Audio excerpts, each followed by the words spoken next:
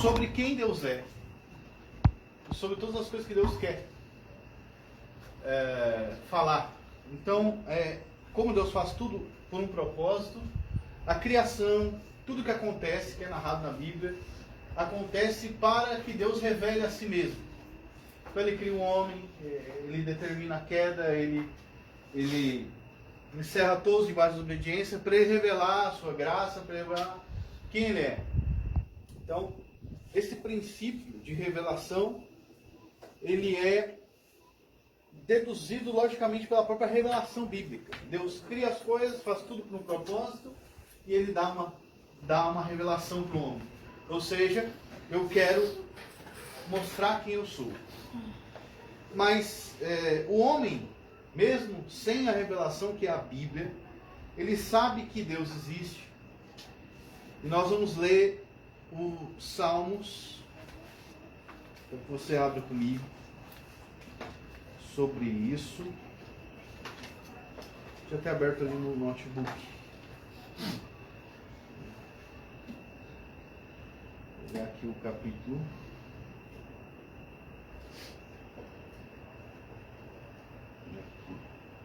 Salmos 19. Esse salmo, escrito por Davi, ele vai falar algo. Você perceba que Deus está sempre falando com o homem. Né? Então, o homem ele conhece a Deus. Salmos 19, versículo 1. Salmos 19, versículo 1. Salmo de Davi para o músico mor. Então ele diz: os céus declaram a glória de Deus. O firmamento anuncia a obra das suas mãos, né? Aquilo que Deus fez. Um dia faz declaração a outro dia. E uma noite mostra sabedoria a outra noite. Aí ele vai falar assim, então um dia declara a outro e a noite mostra sabedoria a outra noite. Sabedoria de Deus. Não há linguagem, nem fala, onde não se ouça a sua voz. Em outras versões é dito que não há voz audível. Não há. Você ouve o céu declarar, mas como que o céu declara se eu não escuto nada? Aí você vê, mas eu vejo, né? Mas vendo eu também não entendo nada só por ver, né? Então como que ele declara a glória de Deus? Ele declara a glória de Deus de uma maneira, obviamente, que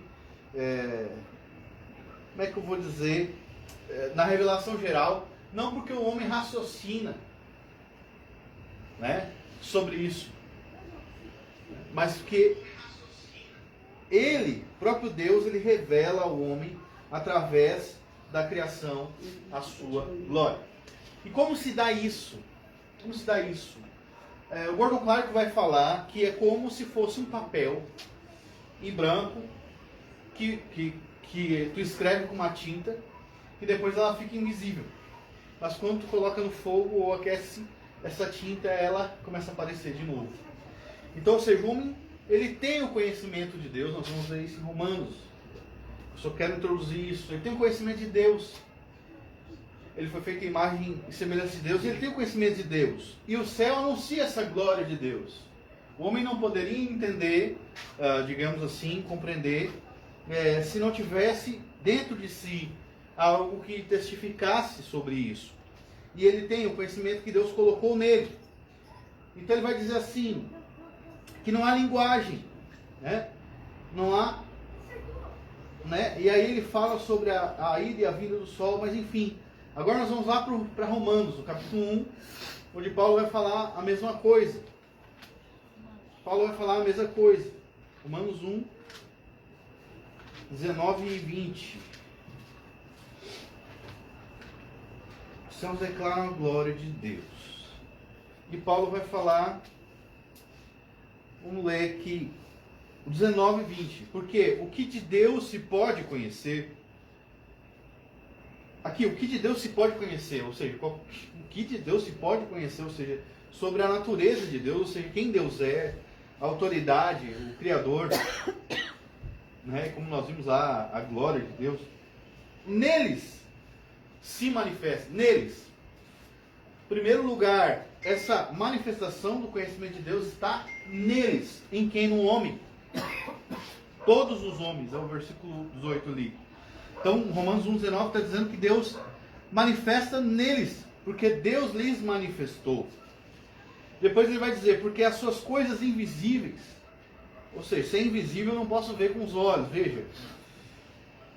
Desde a criação do mundo, tanto o seu eterno poder como a própria divindade se entendem e claramente se veem pelas coisas que estão criadas, para que eles fiquem inexcusáveis.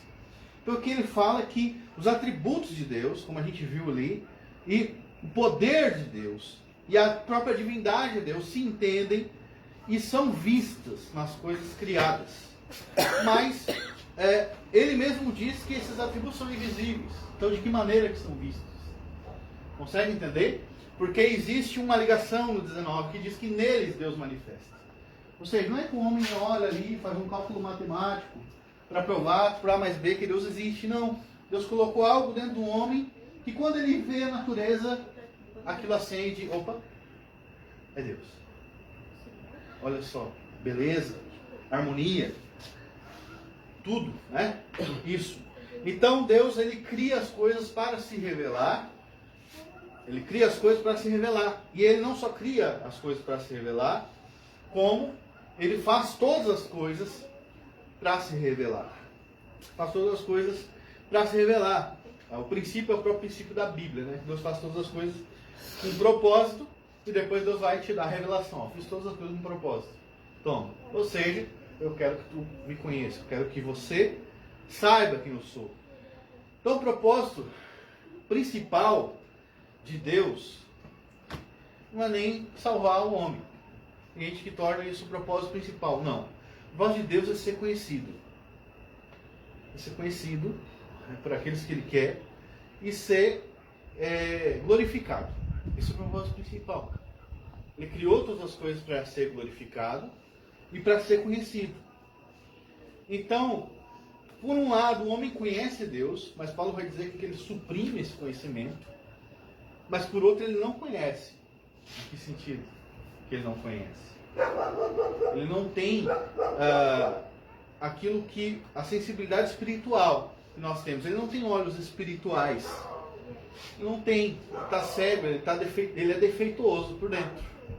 Seus sentidos espirituais fazem com que ele não conheça o seu Criador com intimidade. Não tem uma intimidade, um relacionamento salvífico com Deus. Então, quando a Bíblia fala muitas vezes em conhecer, ela fala em um sentido só no sentido intelectual. Sim, o homem conhece a Deus. Ele vê, ele não pode negar que Deus existe. Mas, no sentido de ter uma, digamos assim, uma ligação, né, entre os dois, o homem não tem. Ele precisa nascer de novo. Ele precisa receber aquilo que Jesus fala em Mateus 16, que é a revelação que vem de Deus. A iluminação do Espírito Santo. Ele precisa da pregação, né? Mateus 16. Simão Pedro respondendo lhe disse: Tu és o Cristo, filho de Deus vivo. Jesus respondendo disse: Bem-aventurado é Simão Barjonas, porque não revelou a carne, não te revelou a carne e o sangue, mas meu Pai que está no céu. Então, como que Simão sabia, como que Pedro sabia que Jesus era o Cristo? Por uma revelação de Deus. Nós também temos a revelação do Espírito Santo, que é a Bíblia, mas ele precisa, Deus abre os nossos olhos para que a gente veja, como a gente viu na semana passada. Então a revelação é um princípio, né? É um princípio básico da Escritura. E o que eu queria passar é isso. Por que Deus faz todas as coisas? Para se revelar quem Ele é, seus atributos. Muitas vezes as coisas acontecem, as catástrofes acontecem na nossa vida e coisas que nós não gostamos, mas isso acontece para Ele revelar o seu poder, sua misericórdia, sua sabedoria. Então, porque Deus é um Deus que faz todas as coisas com um propósito. Amém, irmãos? Então eu vou passar a palavra para o Diego que vai trazer a palavra de hoje. Isso foi só uma meditação que eu estava pensando essa semana. Na verdade, faz parte da teologia sistemática, né? Pressuposicional, do pressuposicionalismo. Pode vir, irmão Diego. O irmão vai ter uma palavra hoje para passar. Tá? Vamos receber o irmão Diego. Vamos orar? Amém, Pai. Eu quero te agradecer pela vida do Diego. Que o Senhor venha, Senhor Deus, abrir os nossos olhos. Abre os nossos olhos para que a gente veja a tua glória. Ou abre os nossos ouvidos para que a gente ouça o que o Senhor revelou para ele. Que nós possamos acolher essa palavra com mansidão em nome de Jesus. Amém. Amém. Amém, irmãos. Glória a Deus. Amém. Graças a paz, Senhor Jesus. Então, irmãos, boa noite a quem está nos assistindo também ao nosso culto online.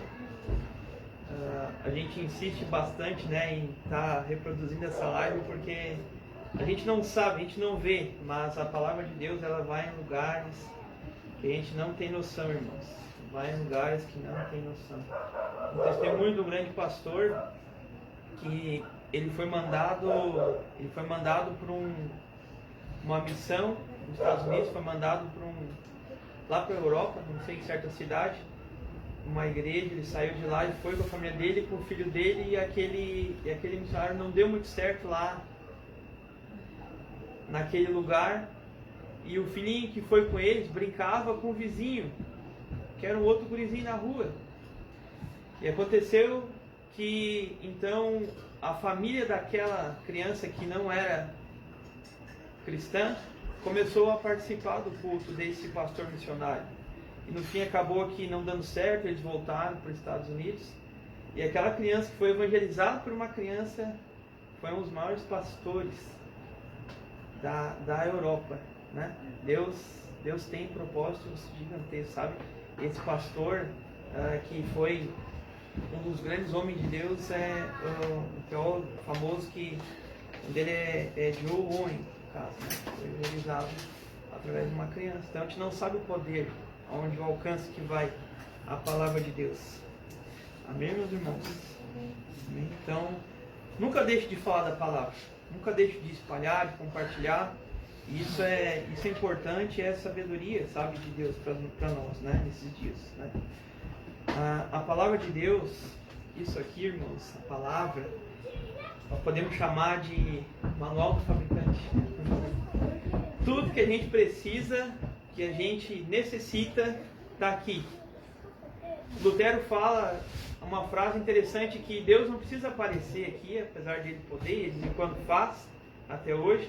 Não precisa um anjo vir dizer, porque a Bíblia fala que Ele é a própria palavra. Deus é a própria palavra, Deus é o próprio Jesus Cristo aqui. A palavra de Deus, ela é inspirada por Deus. Deus inspirou, Deus soprou aquela palavra, né? É a nossa palavra hoje. Lá no livro de Provérbios 4, 22, até está aberto aqui já.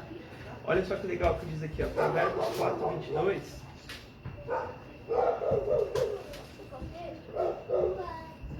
Diz assim, Provérbios 4, 21 até o 22, assim, ó, filho meu, não se aparte essas coisas dos teus olhos, guarda a verdadeira sabedoria e o discernimento, porque serão vida para a tua alma, adorno para o teu pescoço, então darás confiante pelo caminho e os teus pés não tropeçarás.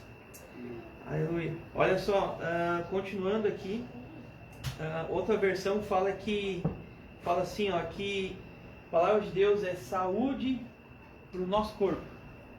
Amém? Fala assim, ó, saúde para o nosso corpo. Amém? A palavra de Deus, existe duas alianças, né? Dois testamentos, o antigo e o novo, né? Hoje eu vou estar passando para vocês, né? Mencionando para vocês o conserto da antiga aliança e a nova, entendeu? Não que Deus consertou algo que ele fez errado, é que Deus tinha um projeto, e esse projeto era aperfeiçoar, né? Era aproximar o homem da graça de Deus, né? Então, o Antigo Testamento e Novo Testamento. Antigo Testamento, irmãos, quer dizer aliança. Você sabia? Quer dizer aliança. Deus tinha uma aliança com o povo que ele escolheu, seja Abraão, Isaac e Jacó, e essa aliança foi uma promessa dele, e hoje nós somos filhos de Abraão por causa dessa aliança. Amém, irmãos? Mas o Antigo Testamento, nem todo ele, mas a maioria dele, aponta para a lei, enquanto o Novo, até Mateus 1, Jesus não tinha nascido, aponta para a graça, né? A lei é o que o homem faz, é como tem que fazer, e a graça é que Deus fez para o homem. A lei, ela exige do homem: não matarás, não roubarás, né? Não adulterarás, não cobiçarás. A graça promete: eu prometo, tu não vai matar, eu prometo, tu não vai roubar, eu prometo, tu não vai cobiçar. Entendeu? Isso é maravilhoso, irmãos. E então, mas a Bíblia toda ela é escrita em parábolas, é escrita talvez não de fácil entendimento, sabe? O Novo Testamento, para te entender ele, nós temos que ter vamos dizer assim, a luz, a lanterna do Novo, para te entender o Velho. O Novo está aberto no Velho, e o Velho está mencionando o Novo. E a palavra de Deus tem códigos, tem coisas que tem que ser decifrada. Lá em Provérbios diz bem assim, Provérbios 25:2, que a glória de Deus é esconder as coisas, mas a glória dos reis, descobri-las. Esquadrinhá-las, descobri-las. Olha só que lindo, cara. É a glória dos reis. Nós somos reis sacerdotes. Nós temos que descobrir. E o código que abre a chave do Antigo é Cristo. Jesus Cristo é a chave que abre o código do Antigo, também do Novo. Então a Bíblia está interligada. Amém, irmãos?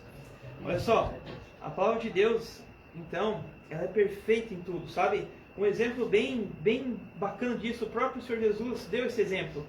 Ele usava muito a palavra de Deus. Ele era a própria palavra. Aleluia. Olha só, lá, vamos para João 3:1. Lá onde um fariseu, mestre da lei, chamado Nicodemos, ele vem ter com Jesus à noite, porque certamente ele tinha vergonha de falar com Jesus publicamente. E então ele veio ao Senhor Jesus e vamos ler lá João então, João capítulo 1. É bem legal essa parte, irmãos, porque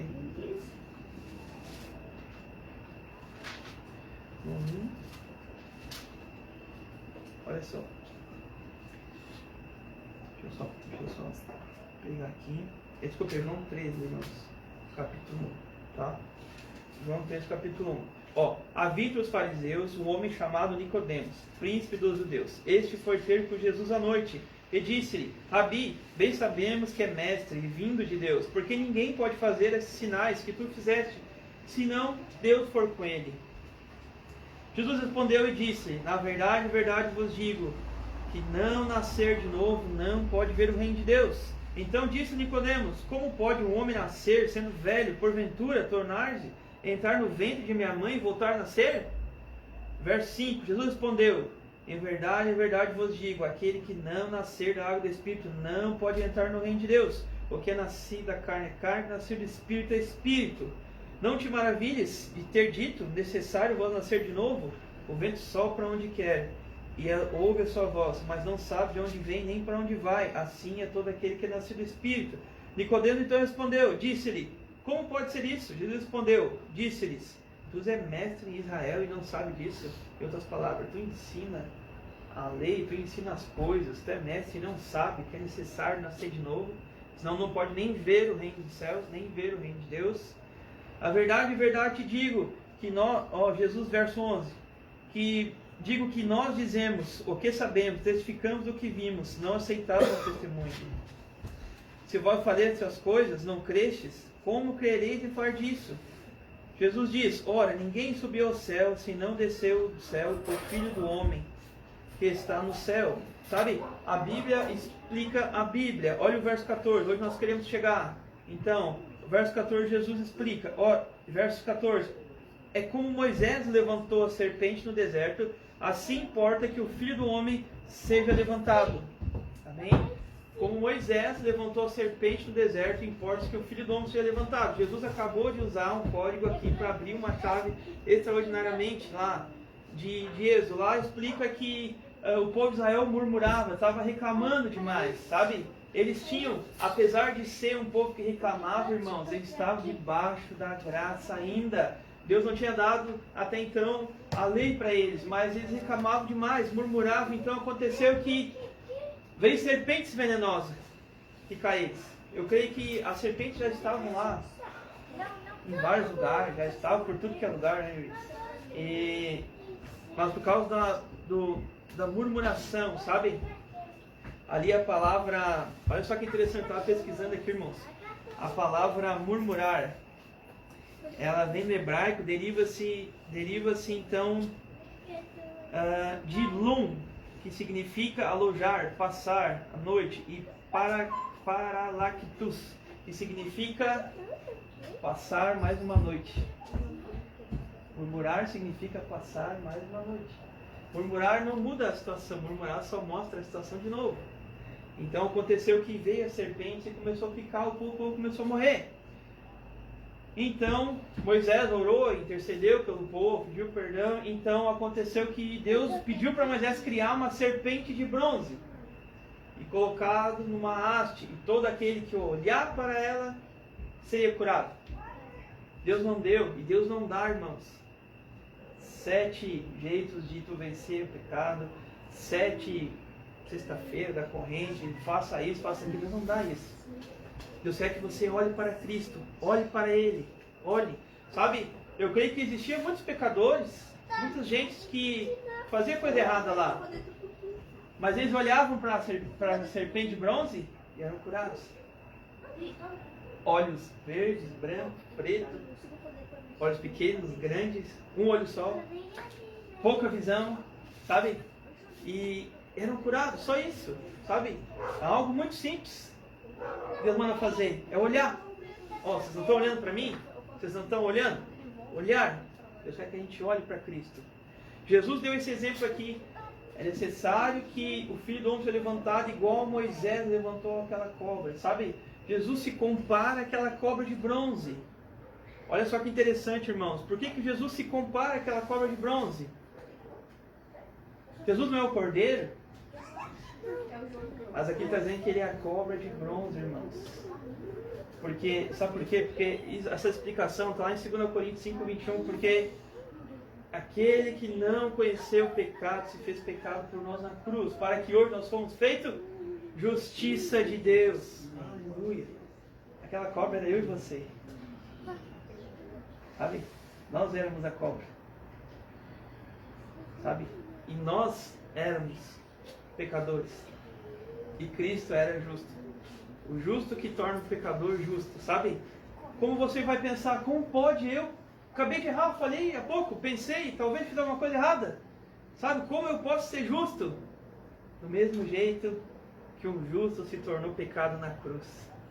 Sabe? E você é justo pela justiça de Cristo, não pelo que você faz. O Evangelho todo está em uma frase: o meu justo viverá pela fé. Justo, fé, pela fé. Nós somos justos pela fé, não pelo que a gente faz, irmãos. Sabe? Esse é o conceito do Antigo Testamento e o Novo, né? Essa é a diferença. Nós vamos entender essa diferença agora. Graças a Deus, sabe? Olha só. Então, aquele que não conheceu o pecado se fez pecado por nós, para que nós fôssemos feitos justiça de Deus. Sabe? Na justiça de Deus existe a lei da inculpabilidade. Ninguém pode ser julgado 2 vezes pelo mesmo crime.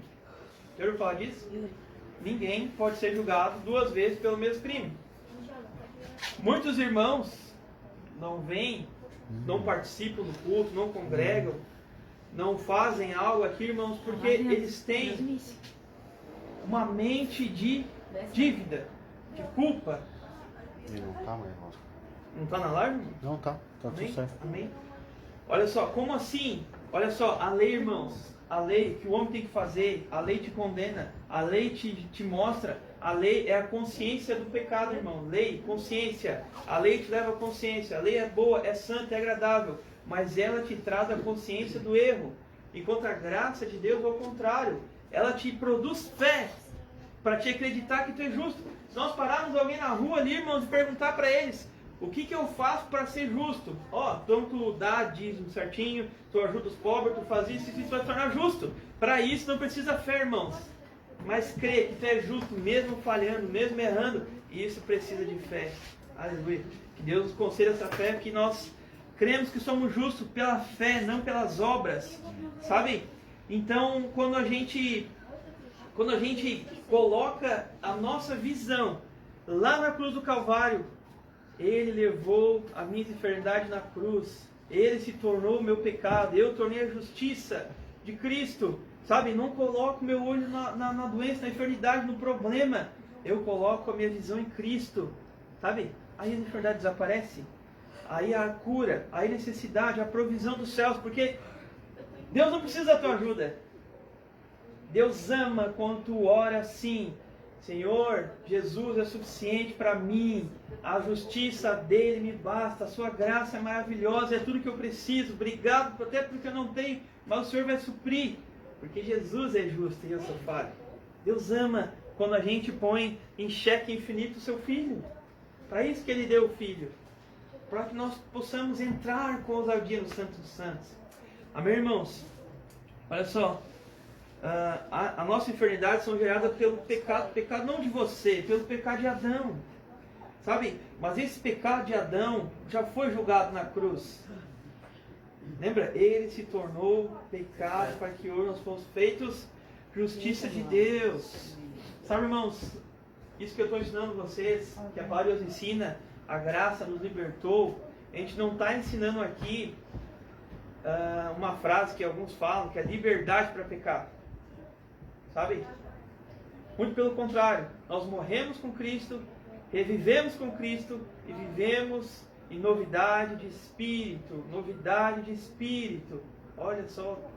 Os seus membros, que eram membros da prostituição, que eram membros de vícios, caminhavam os pés para o mal, morreram. Agora ressuscitaram, nova criatura. Vivemos em novidade de espírito, Paulo diz. Sabe? Qual ponto eu quero chegar aqui, irmãos?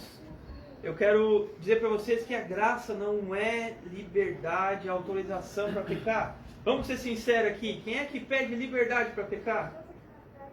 Quem pede licença para pecar? Quem pede, só um pouquinho que eu vou ali pecar, só um pouquinho que eu vou ali fazer uma coisa errada? Ninguém pede, irmão. Isso é da nossa carne. Uns fazem melhor, outros fazem pior. Outros aparecem, outros não. Mas nós somos miseráveis pecadores eternamente condenados. Se não fosse a maravilhosa graça de Cristo. Não tem nada a ver com nós, irmãos, sabe? Então, a graça não é liberdade para pecar. A gente precisa de licença para tirar uma carteira, para construir uma casa, para várias coisas, mas para pecar não precisa de licença. Entenderam, irmãos? Olha só, Provérbios 17:15. Vamos entender lá. Algo que acontece muito com os irmãos, acontece comigo também, de vez em quando, sabe? A gente tem que renovar nossa mente nessa questão. É que às vezes nós mesmos nos autocondenamos. Isso não é de Deus. Nós às vezes nos achamos culpados de certas coisas que fizemos ou deixamos de fazer. Provérbios 17:15 diz bem assim, irmãos. O que justifica o ímpio e o que condena o justo, tanto um quanto o outro, são abomináveis ao Senhor. O que justifica o ímpio e o que condena o justo. Você é justo pela justiça de Cristo. Pare de se autocondenar. A palavra de Deus diz que isso é abominação. Você é justo, você foi feito justiça de Cristo. Justiça de Deus em Cristo Jesus. É que o provérbio está nos dizendo, sabe? O que justifica o ímpio e o que condena o justo. Sabe, você não vai chamar alguém que não nasceu de novo de justo nem de irmão. Porque ele ainda é ímpio, ele não nasceu de novo. Mas você nasceu de novo, você é nova criatura, você vive para as coisas novas. Um novo e vivo caminho, Paulo diz. Mas você não pode andar em autocondenação, não pode pensar. Tudo que você for fazer, você depende da justiça de Cristo. Eu não sou bom, o Senhor é bom, o Senhor me deu a tua justiça, eu consigo, eu vou atingir, porque é o Senhor que faz, não sou eu. Sabe, irmãos? Olha só, você não pode se autocondenar. Você diz que é um pecador, você diz que é falho, você tenta dar justificação para os seus erros, você faz ou pensa que o pecado pode te afastar de certas coisas. É isso que o nosso inimigo quer, sabe? Ele quer nos condenar, ele quer nos levar à condenação, sabe? Por isso que Paulo, na carta de Romanos 8, ele começa dizendo que não tem nenhuma condenação, que o Espírito intercede por nós. Ele fala que nós estamos em paz com Cristo pelo seu sangue. Ele fala que até a tribulação e são perseverança para nós, alegremos nela. Depois Romanos 8 diz que todas as coisas vão cooperar para o nosso bem. Mas ele começa o livro de Romanos, capítulo 8, dizendo que não há nenhuma condenação, irmãos. Sabe, isso é maravilhoso, pela justiça de Cristo. Sabe, a justiça de Deus, ela vem somente por fé. Sabe, nós não podemos ser justos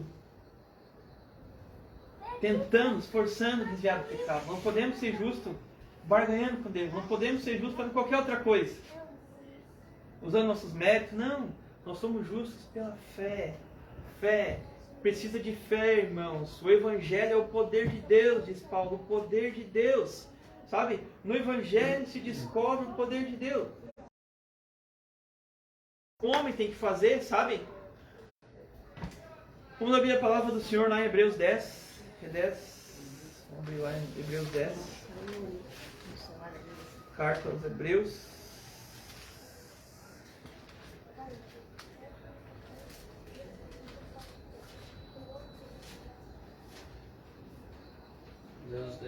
Hebreus 10, vamos ler a partir do versículo 1.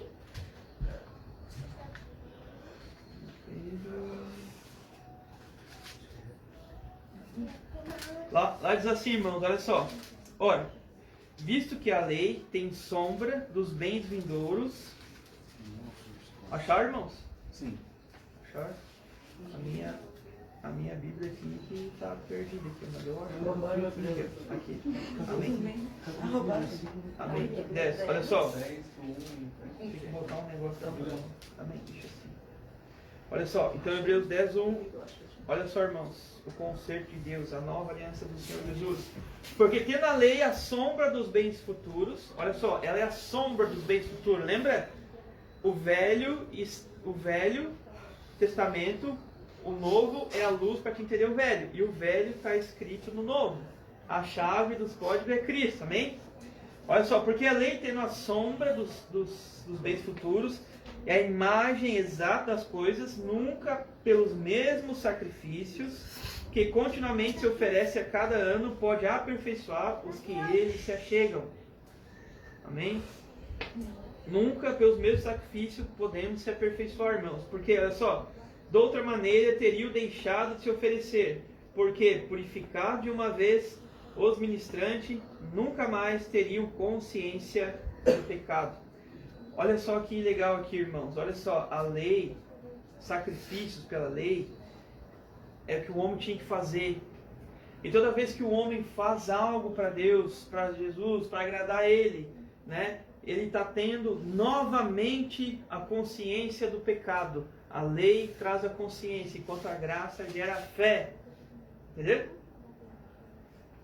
A lei te mostra a consciência. Tá, mas tu não pecou. Tá, mas tu é falho. Tá, mas tu errou. É a consciência, ela está certa. A lei de Deus é certa, é santa, boa e justa. É o próprio Deus, inalcançável o ser humano. Amém? Olha só o verso 13. Nesses sacrifícios, porém, cada ano se faz comemoração dos pecados. Sabe, irmãos? Comemorando os pecados. Porque é impossível que o sangue de touro e de bodes tire os pecados. É impossível, irmãos. É impossível que qualquer coisa que você faça para agradar a Deus, tanto na sua salvação quanto nas bênçãos que você precisa, possa te alcançar. É impossível, irmãos. Olha só o verso 5. Porque isso, entrando no mundo, diz: sacrifício e oferta não quiseste, mas um corpo preparaste. Corpo do Senhor Jesus. Sabe? Holocaustos e oblações pelo pecado não agradaram. Então disse: eis que venho, no princípio do livro está escrito sobre mim, para fazer, ó Deus, a tua vontade. Como acima diz: sacrifício e oferta, holocausto e oblações pelo pecado não quiseste, nem te guardaram os que oferecem segundo a lei. Olha só, irmãos, segundo a lei. Então disse, eis que venho para fazer, ó Deus, a tua vontade. Tira o primeiro para estabelecer o segundo. O que é o primeiro aqui, irmãos? O que é o segundo? O primeiro é a primeira aliança, irmãos. Primeiro Testamento. O segundo é a nova e eterna aliança feita no sangue de Cristo. Amém? Somos livres do pecado, da condenação, salvos pela graça. Isso não vem de vós, é dom, presente de Deus, irmãos. Olha só que interessante. Sangue de bodes não pode tirar o pecado. O sangue de bodes era como um cartão de crédito, irmãos, tipificando. Eles passavam, mas a fatura vinha no final do ano.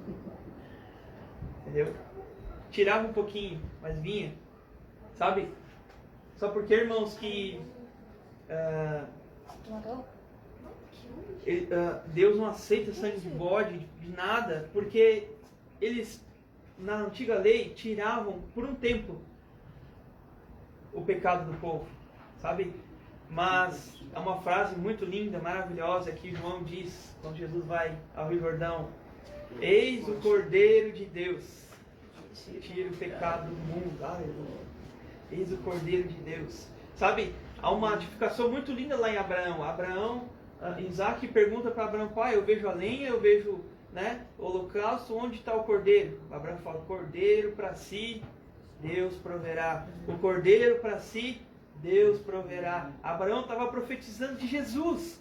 E Deus proveu o cordeiro para nós. Eis o cordeiro que tira o pecado do mundo. Aleluia. É o cordeiro que tira o pecado, sabe? Que nos leva à justificação pela fé. Amém. Olha só, por que as pessoas não se achegam, não congregam, não estão aqui, irmãos? Porque elas têm um pensamento de culpa, de dívida, sabe? Se elas soubessem que elas são justas pela fé, não porque elas fazem, não porque elas deixam de fazer, sabe? Vamos supor, eu devo pro Yuri, um exemplo, tá? Simples. Eu devo pro Yuri 10 mil reais. Eita agora. 10 mil reais eu devo pro Yuri. Aí, eu combino com ele que em dezembro eu vou pagar ele, né? Aí chega dezembro, eu não tenho aquele dinheiro para pagar. Não tem, não consegui, deu um problema. 10 mil reais. Eu estou com uma dívida com o Yuri. O que eu faço então, irmãos? Eu não vou mais na casa dele. Eu não vou mais no lugar que ele vai. Eu não vou mais tomar café na cafeteria que ele vai. Eu estou passando lá no mercado e vejo ele lá, eu vou para outro mercado. O que aconteceu comigo? Eu tenho um pensamento de dívida, culpa. Eu estou devendo, dívida. Sabe, isso que lá fora nós temos que ensinar para eles, sabe? Sobre a justificação pela fé, sabe? Mas aí o Fred lá, meu amigo lá, o amigão Fred, ele ficou sabendo que eu devia 10 mil pro Yuri. Aí daqui a pouco ele, vou te pagar 100 mil, Yuri, pela dívida do Diego. 100 mil pela dívida do Diego.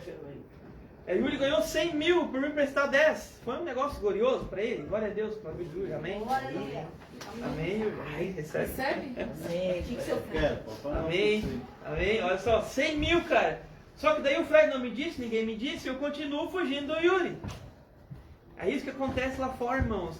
As boas novas do Evangelho não são pregadas. E as pessoas continuam ficando com culpa, com dívida. Elas não se achegam ao Santo dos Santos, elas não estão perto do trono da graça, porque elas têm consciência de pecado, dívida, culpa. Graças a Deus que Cristo os libertou da culpa pelo seu sangue. Aleluia. Você é, irmão, o que Deus diz que você é. Você é justo. Você é filho. Sabe? Por mais que você caia no pecado, por mais que se você até deixe de congregar, se não busque no pecado aqui, sabe? Você continua sendo filho de Deus. Sabe? Uma borboleta que saiu do casulo, virou uma borboleta, e ela foi ao lixo. Ela não deixou de ser borboleta. Ela continua sendo borboleta. Uma barra de ouro achada no meio do consumidor é uma barra de ouro. Entendeu?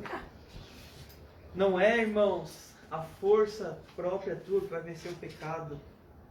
Mas é quando tu entender que tu está livre da condenação. Sabe? Lá em 1 Coríntios 15 fala bem assim que a força do pecado é a Lei. A palavra força lá no grego traduzido é escrito dínamos, aonde nós usamos a palavra para dinamite. Sabe? Então, olha só, a bomba, a explosão do pecado é a lei. Quanto mais você acha merecedor, quanto mais você acha que consegue na força do seu braço, mais lei você tem no seu entendimento, no seu pensamento. Glória a Deus que Ele nos libertou disso, sabe? Olha só, irmãos. Diz no verso 13, então: nesse sacrifício, porém, a cada ano se faz comemoração dos pecados. Recordação. Aqui está comemoração. A palavra é recordação. Ficar lembrando. Ficar lembrando. Entendeu, irmãos? Até, sabe, irmãos, eu estava tendo uma questão teológica, até depois eu vou perguntar para outros irmãos mais estudiosos. Eu creio que pedir perdão muitas vezes demais também já é pecado. Sim, que verdade. Entendeu? Falta de fé, porque Cristo já pagou o teu pecado. Cristo morreu na cruz e antes de morrer Ele orou por nós, disse: Pai, entrego esses que são do mundo, porque eles não são do mundo, foi Tu que me deste, entrego aqueles que hão de vir. Alguém de nós estava lá na cruz, viu Jesus, falou com Pedro: irmão, não. Então quer dizer que Jesus morreu pelos pecados futuros, porque você nem tinha nascido ainda. Glória a Deus. Tira a culpa da sua mente, irmãos. Olha só, Hebreus 10, no versículo 18, irmãos. Olha só o que diz aqui, no versículo 10, 18. Ora, aonde a remissão destes, não há mais abolação pelo pecado. Outras palavras, aonde já está pago, não tem que pagar de novo. Se o Fred pagou a conta que eu tinha com o Yuri, por que eu tenho que pagar? E outra coisa, Jesus pagou muito mais do que você precisa, muito mais do que você merece. Como posso ser justo? Como Ele pagou mais do que eu mereço? Da mesma maneira que Jesus não merecia o pecado, mas Ele se fez pecado. E da mesma maneira que tu não merece a graça de Deus e a justiça dele. Jesus não só te perdoou. Não, Jesus só não te perdoou dos pecados. Jesus apagou todos os teus pecados. De hoje, de amanhã, para sempre. Não só te salvou de tudo. De tudo que tu precisa. Sabe? Isso é maravilhoso, maravilhoso, irmãos. Olha só, o verso 19. Tendo, pois, irmãos, ousadia para entrar no santuário pelo sangue de Jesus. Aleluia, ousadia para entrar no santuário pelo sangue, sem consciência de pecado. Olha só o verso 20. Pelo novo e vivo caminho que Ele nos consagrou pelo véu, isto é, pela sua carne. Aleluia, irmãos. Novo e vivo caminho. Por que novo e vivo caminho? Porque quanto mais você caminha, mais você vive. Quanto mais justiça própria você tira, mais providência divina você vai ter, mais você vive. Olha só, não é maravilhoso, irmão? Isso aqui é demais, tremendo demais. E tendo um grande sacerdote sobre a casa de Deus, chegamos-nos com o verdadeiro coração, em inteira certeza de fé, tendo os corações purificados da má consciência e o corpo lavado com água limpa. O que era que te condenava? Era a consciência, a lei, pecado, consciência de pecado. Por isso ofertava bodes, cabritos, mas eles não podem tirar. Mas agora, lavado com sangue, purificado da consciência má, somos libertos pela graça de Deus. Aleluia, irmãos. Sabe, irmãos, quero voltar lá agora, falar de Moisés. Moisés, ele é um grande homem de Deus, um grande líder de Deus, sabe? Para quem trabalha, quer liderança, ele é um exemplo de homem de Deus. A Bíblia diz que ele é o líder mais manso que a terra já viu. Sabe? Grande homem de Deus. Mas ele tipifica algo, sabe? Cada personagem na Bíblia tipifica alguma coisa. E Moisés aponta para a lei, sabe? Aponta para a lei de Deus, sabe? Vamos entender um pouco da história de Moisés rapidinho. Vamos lá então para Êxodo 2. Eu falava antes Êxodo 2. Vamos para Êxodo 2. Vamos para Êxodo 2. Êxodo é o segundo livro da Bíblia. Acho que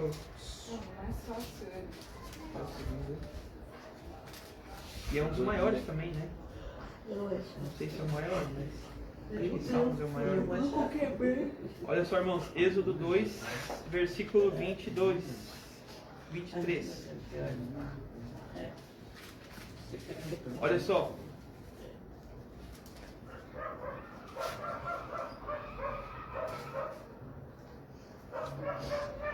Todo mundo achou Êxodo 2? A partir do 23. Ó. E aconteceu, depois de muitos dias, que morrendo o rei do Egito e os filhos de Israel suspiraram por causa da servidão.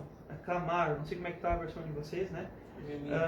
E o seu clamor subiu a Deus por causa da sua servidão, sabe? Algumas Bíblias diz que eles clamaram e o seu clamor, né, subiu a Deus. Olha o verso 24. Ouviu Deus o seu gemido e lembrou-se da sua aliança com Abraão, Isaque e Jacó. E viu Deus os filhos de Israel e atentou para Deus a sua condição. Sabe, irmãos, quando você às vezes está gemendo no quarto, Deus ouve o seu gemido, sabe? Deus ouve o seu gemido. Deus lembra, Deus tem uma aliança com você, sabe? Aqui Deus lembrou da aliança de Abraão, de Isaque e de Jacó, sabe? Às vezes, como diz Romanos, o Espírito intercede por nós com gemidos inexprimíveis. Às vezes a gente está em tão estado de choque, emoção, que a gente só chora de noite para dizer, a gente sabe gemer, sabe? E Deus diz lá em Romanos que o próprio Espírito que sonda coração e mente sabe qual é a intenção. Nossa, às vezes a gente não tem força para orar, a gente não tem força para ir no culto, para estar falando, ouvindo a palavra de Deus, mas o Espírito intercede por nós. Esse intercede que está escrito lá em Romanos é o mesmo que Jesus está sofrendo de Getsemane, ele está intercedendo, lutando. No grego é lutar. É a mesma palavra usada nas Olimpíadas, sabe? O Espírito Santo intercede. Viu como o homem não participa de nada? Até para orar, o Espírito ora por nós. Amém, irmãos? Olha só. Então, ele ouviu, olha só. Ouviu Deus o seu gemido e lembrou-se da sua aliança com Abraão, Isaque e Jacó. O que eles fizeram, irmão? Só gemer. Precisavam fazer alguma coisa para Deus lembrar? Precisavam fazer algo? Não. Não tem nada a ver com nós, irmãos. Tem tudo a ver com Deus, sabe? Deus quer que nós tenhamos pleno conhecimento de quando nós somos amados por Ele. E não que quanto nós amamos Ele, mas quanto nós somos amados por Ele, irmãos. Olha só que maravilhoso isso. Olha só, vamos continuando aqui, olha só. Deus, Ele age no nosso meio, age no nosso lugar que a gente está cultuando aqui, sem precisar nós fazermos esforço, sabe? Creio que muitos já estão sentindo paz, creio que há algo tipo que está acontecendo já que você está vendo sem perceber, sabe? Até comigo, sabe? Estava nervoso, com medo de estar aqui, mas Deus já tirou isso, glória a Deus, sabe? Estou até tipo assim, diferente, sabe? Glória a Deus por isso. Não depende de vocês, sabe, irmãos? É Deus, Ele é poderoso para fazer, sabe? A palavra de Deus fala que Moisés, então, vamos continuar aqui no capítulo 13, olha só que lindo, irmãos. Moisés apacentava o rebanho de Jetro, seu sogro, sacerdote de Midian. Ele levou o rebanho atrás do deserto e chegou ao monte de Deus, monte Horebe. E apareceu-lhe um anjo do Senhor em uma chama de fogo no meio da sarça. E olhou, eis que a sarça ardia em fogo e a sarça não se consumia. Olha que maravilhoso, irmãos. Moisés estava no rebanho, sabe? Deus chama as pessoas onde elas estão. Você que está vendo, onde você está, Deus está falando contigo, Deus está te chamando, sabe? E Moisés estava no deserto, cuidando dos rebanhos, sabe? Davi estava cuidando das ovelhas e ninguém foi chamado a Davi. E Davi era quem Deus chamou, quem Deus escolheu para libertar o povo dele, sabe? Moisés foi chamado, Moisés era gago, Moisés era ninguém, mas Deus chamou no deserto. E olha só que interessante o verso 2, irmão. Nós temos que sair de cada versículo, cada pedra preciosa que tem aqui. E apareceu-lhe um anjo do Senhor. Toda vez que a Bíblia fala um anjo do Senhor apareceu, ou apareceu um anjo do Senhor, esse é o próprio Senhor Jesus Cristo. A Bíblia diz que quando a palavra diz esse é um anjo do Senhor, é o próprio Cristo que apareceu. E olha que interessante, irmãos. Olha só que revelação maravilhosa. E apareceu um anjo do Senhor em uma chama de fogo no meio de uma sarça, no meio. O Senhor Jesus, ele tem que ser o meio. E apareceu no meio dos discípulos. E ele estava no meio de dois ladrões. Sabe? E quando João viu o cordeiro, eis o cordeiro no meio do trono. Sabe? Quando Jesus é o centro. Jesus diz, onde tiver dois ou mais, eu estarei no meio deles. Aleluia. Jesus é o centro. Deus é o centro de tudo, não é o homem. Sabe? Olha que maravilhoso, irmãos. E essa sarça não se consumia.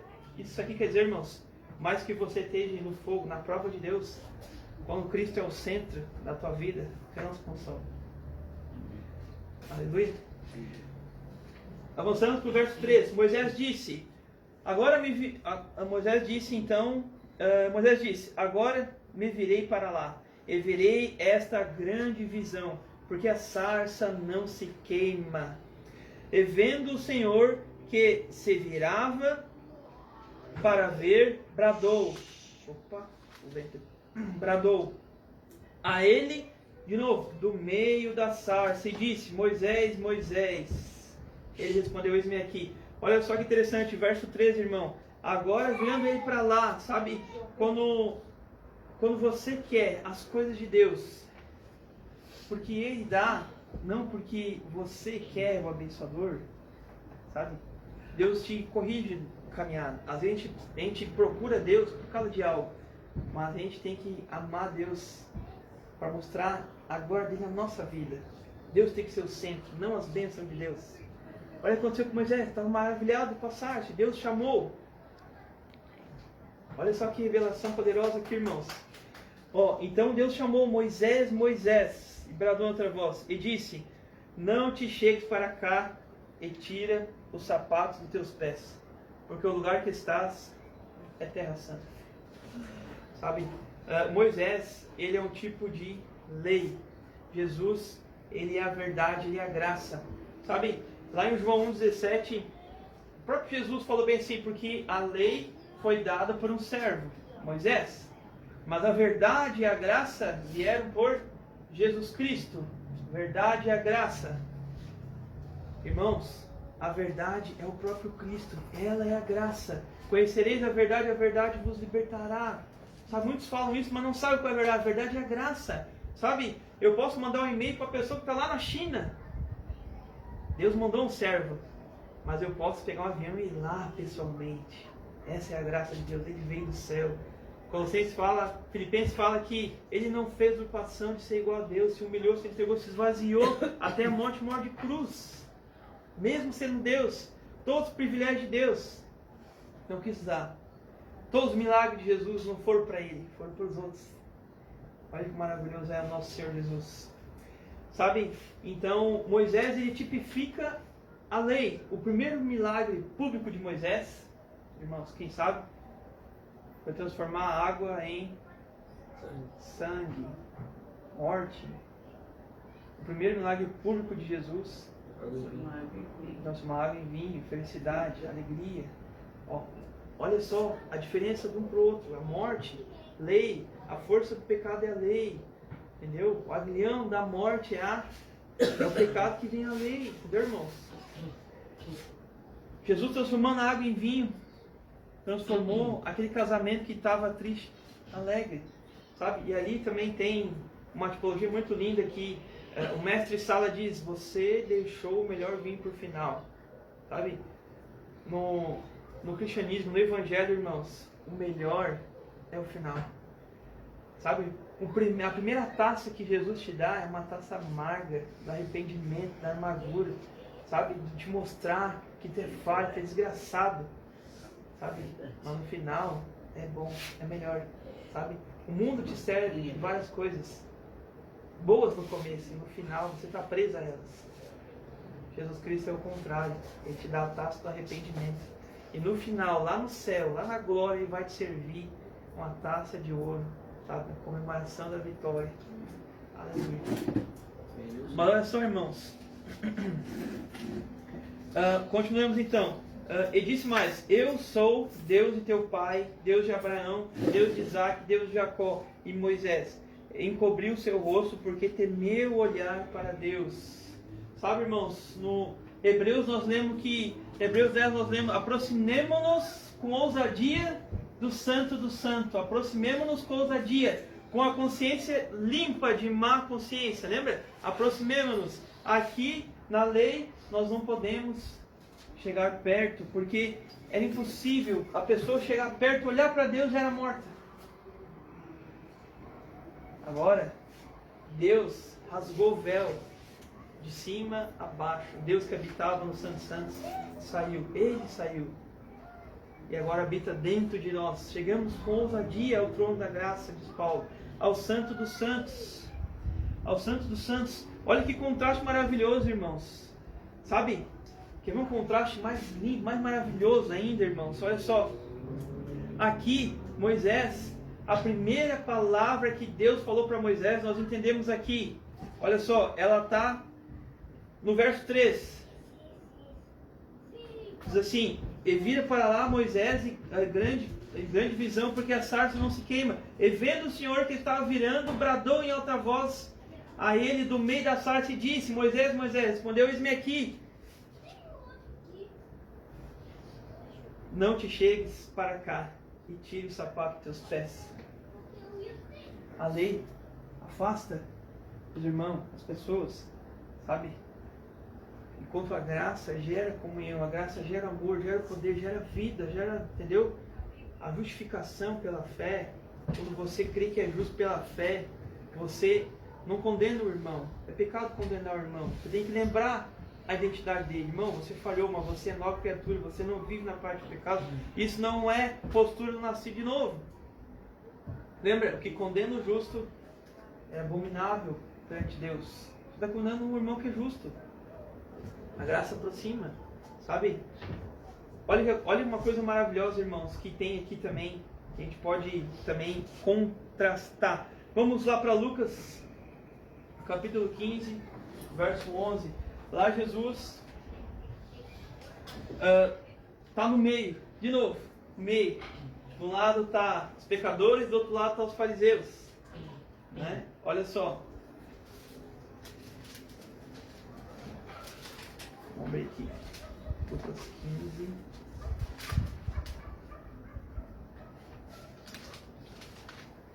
Todo mundo achou, irmãos?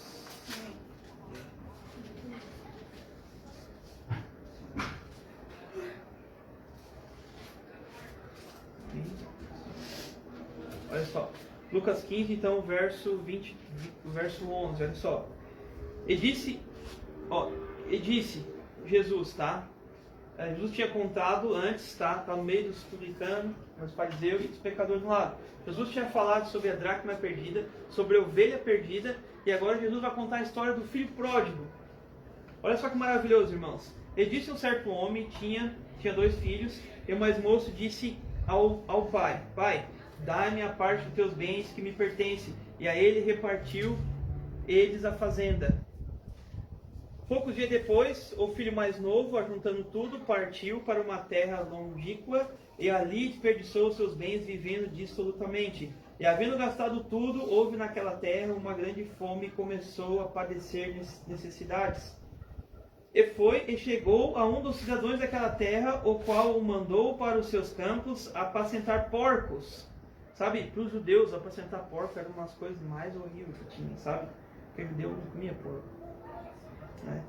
E desejava encher o seu estômago com as bolotas, né, com as alfarrobas aqui, né, que os porcos comiam, e ninguém lhe dava nada. Então em si disse: quantos empregados do meu pai têm abundância de pão, e eu aqui pereço de fome? Levantar-me-ei, irei ter com meu pai, e direi: Pai, pequei contra o céu e contra ti, já não sou digno de ser chamado teu filho, faze-me como um dos teus empregados. Ele levantou-se e foi para o seu pai. E quando ainda estava longe, viu o seu pai, e se moveu de íntima compaixão, e correndo, lançou-se ao pescoço e o beijou. Filho meu, disse: Pai, pequei contra ti e contra o céu, e já não sou digno de ser chamado teu filho. Mas o pai disse aos seus servos: trazei depressa a melhor roupa e vesti-lo, e ponde um anel na mão, sandália nos pés, e trazei o bezerro cevado e matai-o e comemos.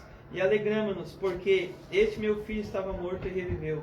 Tinha se perdido e foi achado, e começaram-se a alegrar-se. Olha só, irmãos, aqui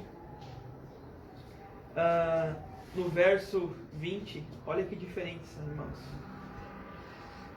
Aqui o Senhor Jesus conta uma história do filho pródigo, que o filho pediu para o pai morrer antes. Ele chegou: pai, você é muito forte, vai demorar muito para morrer, então me dá a minha herança que eu quero usufruir. E esse filho foi e gastou no mundo dissolutamente, gastou com coisas erradas, e de repente lá no mundo ele lembrou que o pai dele era rico, que o pai dele tinha condições de ter ele como trabalhador. Sabe, irmãos, aqui aponta para a lei de novo. O filho, ele não trabalha, ele é filho, tem herança, ele está pronto, sabe? E esse filho, ele veio ao pai, mais uma vez de novo, pela comida, não pelo amor ao pai, sabe? Nós viemos várias vezes por causa de alguma coisa, para ser curado daquilo, para conquistar aquilo, sabe? E não viemos pelo pai, sabe? Moisés ouviu, Moisés tipificando a lei, a primeira palavra que Deus falou para ele: não se aproxime-se. Agora o pai aqui, irmãos, diz, ele vê o filho correndo, ele vai ao encontro do filho. Olha que maravilhosa a graça de Deus. Ela vai ao encontro do filho, mesmo o filho vindo, querendo algo que não é o pai. E o pai vai ao encontro do filho. Sabe, na lei, não se aproxime. Na graça, aproximamos-nos com ousadia no Santo dos Santos. O pai vai ao teu encontro. O Senhor Jesus vai aonde você está, irmão. Olha que lindo, maravilhoso. Olha só, a segunda coisa que Deus mandou Moisés fazer: tire a sandália dos pés. Porque o lugar que está é terra santa. Deus falou lá em Êxodo: tire a sandália dos pés. O pai aqui está dizendo: o pai diz, colocar vestes, as melhores vestes, e calçar-lhe as sandálias. Não foi nem ele que calçou sandálias, irmãos. Não foi nem ele. Sabe, eu amo muito meus filhos, muito meus filhos. E um gesto maravilhoso de amor é você botar o calçado no pé de um filho. Olha que lindo isso. A Bíblia não diz que foi o pai, mas não foi ele. Colocaram roupa nele, deram o sapato dele, deram uma aliança para ele, deram uma aliança, um anel, que ele representava, irmãos, o seu cartão infinito. Ele podia comprar onde quisesse. Vestes novas, as vestes, essas vestes que a Bíblia fala, olha só: e o filho perante a ti, não somente ser chamado teu filho, mas o pai disse aos seus servos: trazei depressa a melhor roupa. A melhor roupa é a roupa do primogênito, é a melhor roupa que tinha. Vestiu, diz a palavra de Deus. Olha só, ponde-lhe um anel na mão e sandália nos pés. Sabe, lá em Êxodo era a terra santa, mas aqui é a terra da família. A terra era dele, irmão. A terra era da família. Ele era filho. E ele pensava que merecia algo, que queria trabalhar para Deus pela comida. Mas não, ele não sabia que ele era filho, amado, próximo. Aproxime-se do trono da graça. Vença o pecado, vença a culpa, a condenação. Está tudo pago na cruz. Aleluia, irmãos.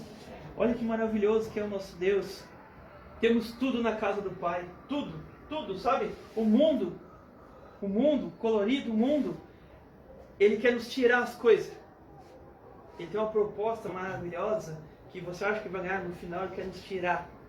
Sabe, a Bíblia tem tipologia, lembra? Tipificações. Sansão era um escolhido de Deus, era nascido de Deus. Dalila representava o mundo. Sansão contou o segredo. Sansão revelou o segredo, né? Então o que Sansão fez? Sabe, Sansão, ele foi por várias coisas do mundo. Ele virou escravo, ele ficou cego, ele perdeu as forças. Sabe? É isso que o mundo quer, nos escravizar, quer nos tirar. Enquanto o Pai, Deus, na casa do Pai, há sempre providência, nunca acaba, e o melhor está por vir, a melhor taça é no final. Aleluia? Olha só, o que é o mundo, irmãos? O que é a palavra mundo? Sabe? Todas as coisas são do mundo, mas o que é o mundo? Lá em 1 João 2,16, diz bem assim: porque tudo que há no mundo, a concupiscência da carne, a concupiscência dos olhos e a soberba da vida, não vem do Pai. A concupiscência dos olhos, a concupiscência da carne e a soberba da vida. Isso é o que o mundo oferece. Isso é o que o mundo nos dá. Sabe? Nós não vemos isso. Nós temos que ter uma vida de paz, de espírito. Buscar em primeiro lugar o reino de Deus e sua justiça. O reino de Deus é paz, espírito e alegria, diz a palavra de Deus. Sabe? Isso que é interessante, sabe? Por exemplo, as mulheres, o exemplo das mulheres, se vestem, algumas, do jeito que é para se mostrarem mais, concupiscência dos olhos, para mostrar a carne, sabe? Em vez de ser que nem Sara, a Bíblia diz que as filhas de Sara, as mulheres de Deus, têm um espírito de mansidão, de paz, desde que Paulo fala, sabe? Espírito de mansidão, de paz. Sabe? E Sara, irmão, tinha uma unção que todas as mulheres ousariam ter, desejam ter. Sara foi desejada ser mulher de um rei há quase 80 anos, mais ou menos, 80, 90 por aí. Sabe? Ela desejava, foi desejada por rei, sabe? Então, irmãos, o pai correu ao encontro do filho. Sabe? Enquanto a lei nos afasta, o Pai nos traz de volta. Ele colocou a sandália, o anel, as vestes, sabe? E ele entendeu que no mundo não há nada que possa acrescentar na vida dele. O mundo só nos tira. Quando na casa do Pai nós temos tudo. Ele lembrou, na casa do meu Pai eu tenho tudo. E eu estou aqui perecendo de fome, sabe? E sabe o que é mais glorioso, irmãos? Para a gente terminar, lá em Êxodo 3, tem uma coisa muito interessante. O pai, vamos Êxodo 3 de novo. O pai correu ao encontro, a gente entendeu aqui. Sabe, irmãos? E a gente acabou passando aqui, mas olha só que interessante, irmãos. Êxodo 3.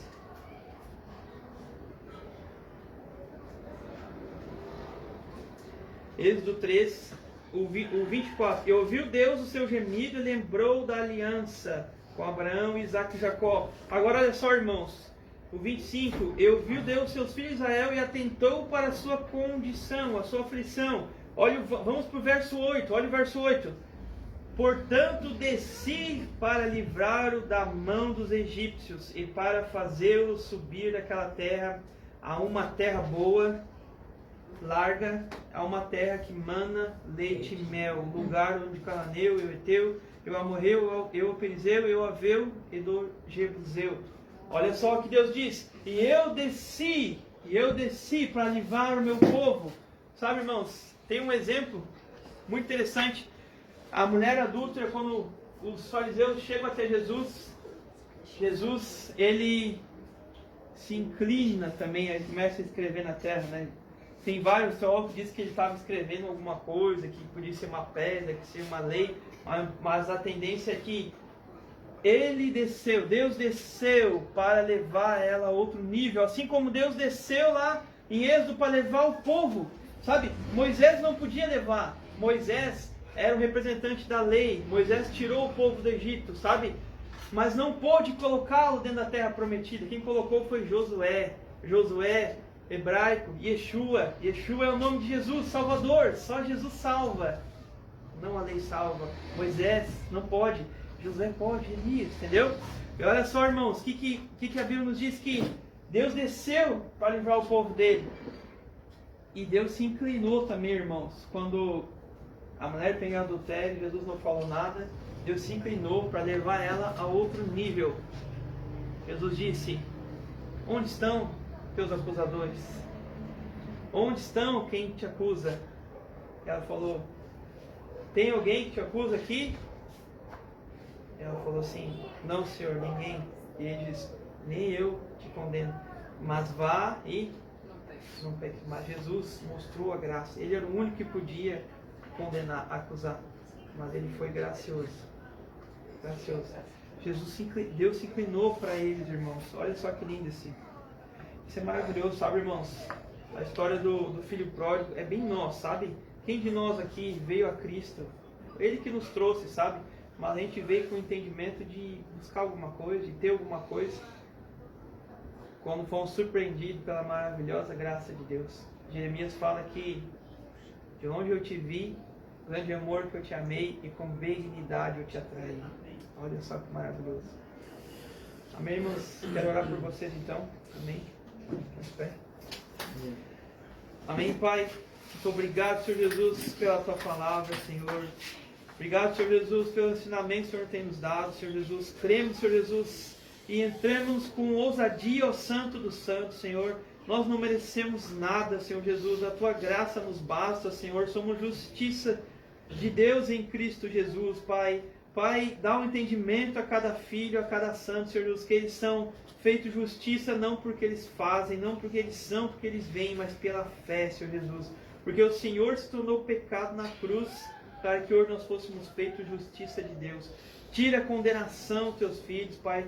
Tira, Senhor Jesus, toda a culpa. Tira, Senhor Jesus, toda a culpa, toda a dívida, meu Pai, toda a consciência de dívida. Coloca, Senhor Jesus, em cada coração, em cada mente, Senhor Jesus, as Tuas providências divinas, Pai. Eles são filhos amados. Por mais que pródigos que nós somos, Senhor Jesus, temos nos afastado da casa do Pai, mas o Senhor foi ao nosso encontro.